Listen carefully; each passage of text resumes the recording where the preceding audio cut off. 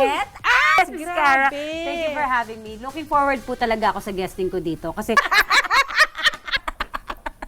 Grabe. dahil sa Tondo, Manila, paliitan ng space, kailangan gumawa ka talaga ng way para magkaroon ka ng space. So pataas talaga yun. Ganon. Taas ng pataas. Oo, yung nakikita. Magsayaw, naging sex bomb ako. So lahat ng kinikita ko, nahinto kasi yung pagpapatayo niya, naging hollow blocks lang kahit first floor. Oh. Yung pride ko po yun, kahit ganyan lang yung bahay. Kasi lupa po ng family ko talaga yon. Kasi yung pagpapagawa ng bahay, mahal talaga.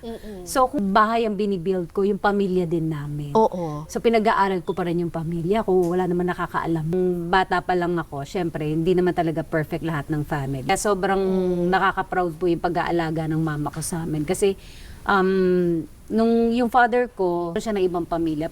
Pero ngayon lang kasi, so mahaba yung storya, ngayon naintindihan ko na kung bakit. Kasi hindi mo na kami binalikan.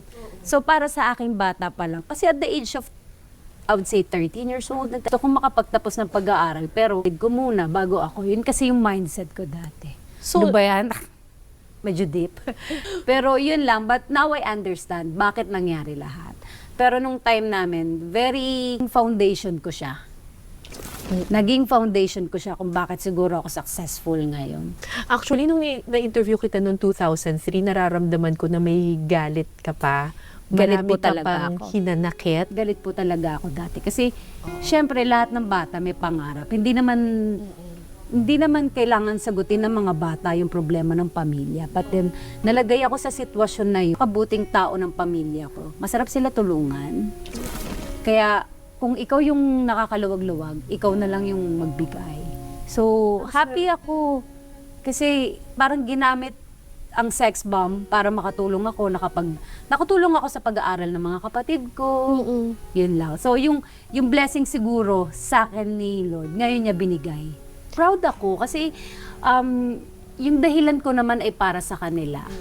So kung meron man akong gustong habulin para sa future ko, pinaghihirapan ko naman yun on my own. Hindi ko na kailangan i-share sa lahat ng tao. Lahat tayo may struggle, pero kailangan marunong kang bumangon. Kasi syempre maraming discrimination. O hindi ka nakapagtapos ng pag-aaral. Alam mo yung minsan pag nagkukwentuhan, wala kang ma-share pag usapang graduate, usapang kolehiyo. Gusto mo mag-impart kaso hindi ka dumating sa ganung part. Yun yung sad sa akin kasi gusto ko talaga i-continue yung pag-aaral ko pero